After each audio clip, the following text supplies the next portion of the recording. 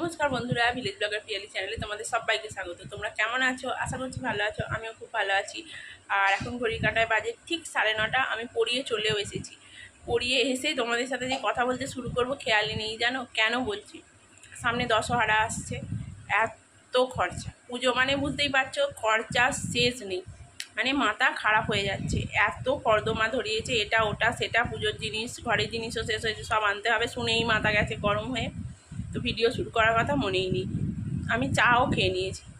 ভিডিওটা কন্টিনিউ করো, সারাদিন কি করছি না করছি সব তোমাদের সাথে শেয়ার করব, সঙ্গে থাকো। তো এখন তো বাজারে যেতে হবে, আজকে শুক্রবার পড়েছে। তো এখন আমি চা আর মুড়ি খাচ্ছিলাম, খেয়ে আর রেডি তো হয়েই আছি, এবার বেরোবো। তো চলো যাই। এদিকে মায়ের আনাজ কোটা হয়ে গেছে, মানে আনাজ কুটতে কুটতে বক বক করতে করতে খাওয়া হলো। আর এই দেখো সেই জেলিটা দিয়ে রুটি খেলাম। দিদিকে খানিকটা দিয়ে দিয়েছি, তাই এইটুকু আছে আর কি। মা এদিকে রান্না বসিয়ে দিয়েছে। আর আজকে একটা কাণ্ড ঘটেছিল, দেখো এখানে জিনিসপত্রগুলো এগোনো এলোমেলো, বুঝতে পারছো? এখানে না আজকে সকালবেলা আমি যখন ঘুম থেকে উঠি, মা বলল, আমিও দেখিনি, একটা ছোট্ট পাড়া কী সাপ মা? জাত সাপ বলছে। কীরকম তোমরা বুঝতে পারছো, মানে খুব বিষাক্ত, ভয়ঙ্কর বলছে, এখানটাতে ছিল।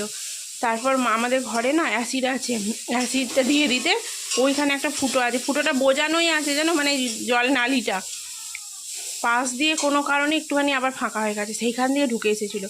আবার সুরসুর করে মা বললো যে অ্যাসিডটা এদিকে দিয়েছি, এদিকে আর আসতে পারিনি, ওদিক দিয়ে সুরসুর সুরসুর করে বেরিয়ে চলে গেল। দেখেছে এই যা বেরিয়ে গেছে, এটাই শান্তি। আর তোমরা বলবে এই ঘরটা এত গ্যাঞ্জাম, তো সেই গ্যাঞ্জাম কিছু করার নেই। কি করবো বলো তো? এই সমস্ত জিনিসপত্র কোথায় রাখবে? এগুলোতে সমস্ত কিছুতে কাঠ, মানে আমাদের দোকানে যে সমস্ত কাঠকর্ম নিয়ে কাঠগুলো নিয়ে আসেছিলাম, অর্ধেক তো বাইরে আছে, সব নষ্ট হয়ে গেছে, দেখতেই পাচ্ছ। আর এগুলো সব শুকনো কাঠ, কোথায় রাখবো বলো? সিঁড়িতেও তো গ্যাঞ্জাম দেখেছো, যে যন্ত্রপাতি হেনা তেনা। আর এইগুলো এখানে যদি না রাখি সব ভিজে নষ্ট হবে, তাই এখানে শুকনো করে গুছিয়ে রাখা আছে। তারপরেও কি করে হয় কি জানি। তো আমি আগে বাজার থেকে ঘুরে আসি, এসে সমস্ত কিছুর ব্যবস্থা আজকে নেবো। কী ব্যবস্থা নিচ্ছি সেটা তোমরা দেখতে পাবে পরে আস্তে আস্তে, তার জন্য ভিডিওটা কন্টিনিউ করতে হবে। তো আর হ্যাঁ, দোকানেও ওরকম একটা ঢুকেছিল জানো, দোকানের জন্যই অ্যাসিডটা নিয়ে এসেছিলাম, সেটা আবার আজকে বাড়িতে কাজে লাগলো। এইমাত্র বাড়িতে ফিরলাম, এত বাজে সিচুয়েশান, বাপরে বাপ কী গরম। আর আজকে থেকেই জিনিসের দাম, মাকে এসেই বলছি 250 জাম 30 টাকা বলছে, বুঝতে পারছো? জামের এত দাম। আসলে এখনকার দিনে গাছপালা সব কেটে তো একদম মরুভূমি করে দিচ্ছে, গাছ আর পাবে, ফল আর পাবে কোথায়? তো কী নিয়ে এসেছি চলো দেখাই। এখনও কালকে আনতে হবে জিনিসপত্র কিছু, আজকে জাস্ট কিছু কিছু জিনিস নিয়ে এলাম। এদিকে মায়ের রান্না হয়ে গেছে, আজকে তো শুক্রবার, নিরামিষ ঝোল আর আলু ভাজা, আর কিছু করেনি কো। মা এদিকে সব বার করছে ফলপত্র। লেবুটা 10 টাকা নিয়েছে, মৌসুমি লেবু। আর একটা একটা করে সব জিনিস নিয়ে এসেছি, দশহরায় যেহেতু সব জিনিস লাগে। জামটা নিয়ে নি, বলেছি কালকে দিতে। তো আমার যেমন সামর্থ্য সেই অনুযায়ী একটা একটা জিনিস নিয়েছি, তাই হয়েছে 40 টাকা বিল। এগুলো সব টুকটাক জিনিসপত্র নিয়ে এসেছি, এইটা খাওয়ার জন্যে ঘরে একদম দুটো দুটো করে জিনিস নিয়ে এসেছি। তাতেই আগুন দাম, জানো কি বলবো। আর চলো মা বার করুক আগে, তারপর দেখাচ্ছি। তরমুজের গল্পটা তোমাদেরকে বলি। এটা তো 10 টাকা দিয়ে কিনে নিয়েছি। আর যে দাদুর দোকানের সামনে সাইকেল রাখি বাজারে, সেই দাদুটা এত ভালো, আমাকে বলছি কেন কিনলি, আমাকে তো বলবি, কী করে জানবো বলো? তো ওই তরমুজটা ওই দাদুটা আবার এনে আমাকে দিল এমনি। এটা কিনে ফেললাম, না হলে কিনতাম না। 10টা টাকা আমার পুরো আটকে গেল, কি করব বলো? তো চলো মা সমস্ত কিছু বার করুক, আমি একটু জিরোই। শসা নিয়ে এসেছি, আর ওখানে মুড়ি আছে, সাদা তেল আছে, আর চিনিটা শেষ হয়ে গেছে। আর এই হচ্ছে বাজার আজকে। আর একটু পটল কাঁচা লঙ্কা নিয়ে এসেছি, কারণ রবিবারে যেহেতু দশহরা, রবিবারে এখন বাজার করতে কী করতে যাবো জানি না, যেতে হবে, দুধ আনতে যেতে হবে। তো রান্না তো মা করবে, সেই জন্য সমস্ত কিছু যেগুলো লাগে, পটল আছে তাও নিয়ে এসেছি, শুকিয়ে যায় যদি, তো সেদিন তো নিরামিষ খেতে হবে, তার জন্য। কয়েকজন সেলাই দিতে এসেছিলো, আমি একটু বসেছিলাম, সেলাইগুলো নিয়ে এবার যাবো ছাদে, রেখে দিয়েছি, ওরা চলে গেছে। ছাদে আম পেড়ে নিয়ে আসবো। আম্রপালি আমগুলো তো সেই আষাঢ় মাসে পাকে, তো ঠাকুরকে দিতে হবে। নিজেদের গাছের আম ধরো একটু দেবো না, তাই মা বললো চল দুটো দেখে দেখে পেড়ে নিয়ে আসি, আজকে পাকাতে দিয়ে দিলে রবিবারে পেকে যাবে, সেই জন্যেই যাবো ছাদে। আরও একটা জিনিস দেখাই, দাঁড়াও তোমাদেরকে। দেখো আম তেল কিন্তু রোদে দিচ্ছি, সেই যে আম তেল তৈরি করা হলো। তোমরা কি তৈরি করেছো বাড়িতে? কমেন্ট করে জানাবে। আর তেঁতুল দেখেছো? এবছরে তেঁতুল পাওয়া যায়নি, পাকা তেঁতুল।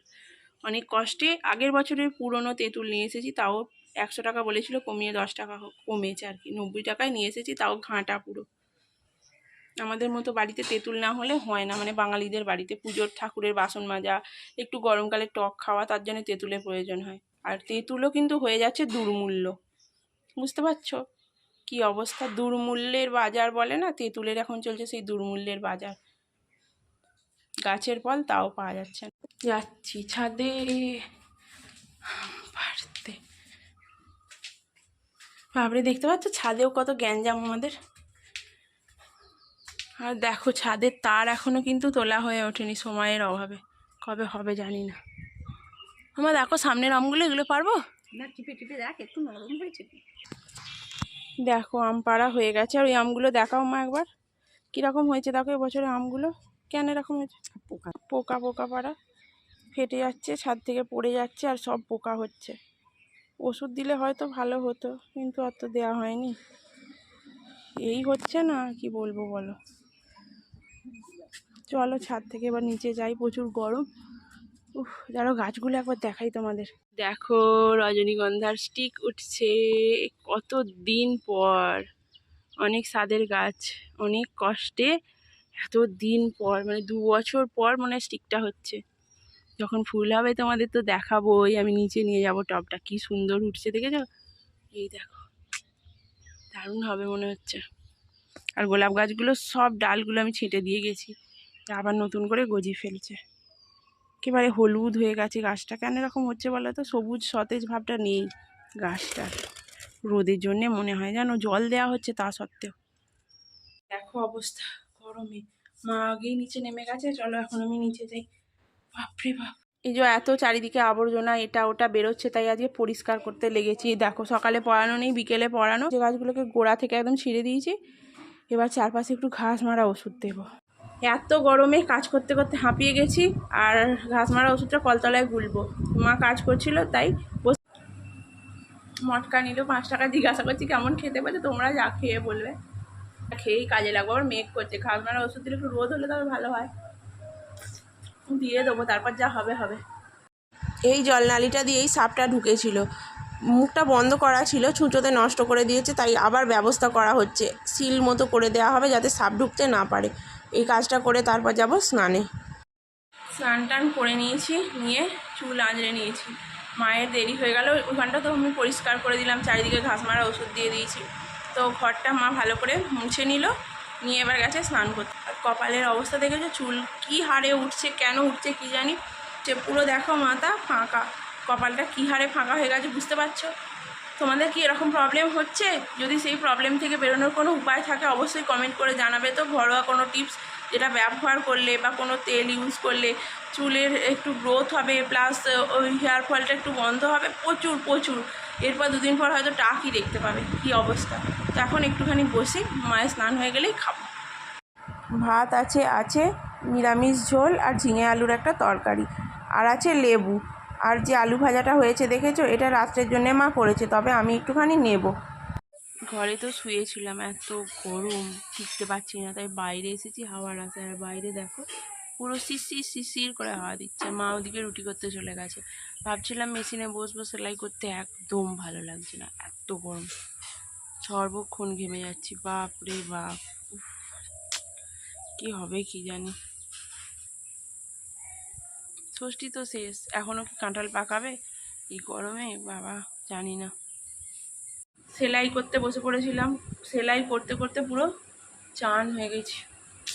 বাপরে, আজকে কাজে যাইনি, ভালো লাগছিল না বলে। আবার ওখান থেকে ভিডিও থেকে খবর এসেছে কাজগুলো আবার কমপ্লিট করতে হবে, মানে আবার দেখি কাল থেকে না পরশু থেকে করতে হবে। সবাই আবার করছে, মানে কি তাড়া দিচ্ছে। এবার চা খেয়ে নিয়ে আবার কাজ করবো।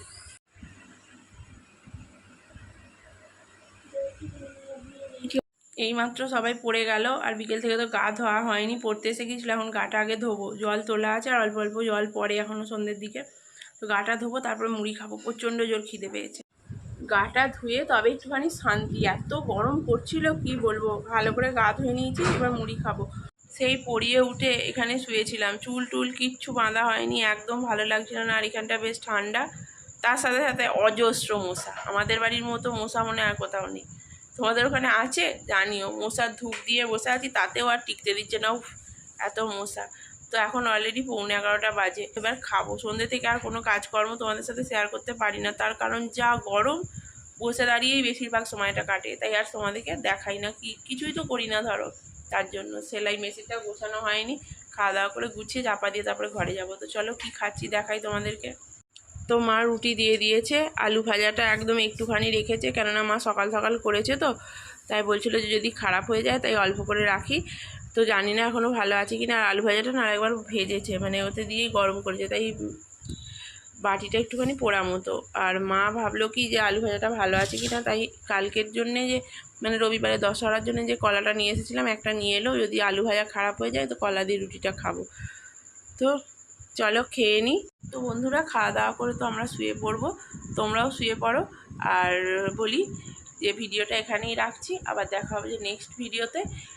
তোমরা ভালো থেকো, সুস্থ থেকো, টাটা বন্ধুরা। আর চ্যানেলটাকে অবশ্যই কিন্তু সাবস্ক্রাইব করে দিও।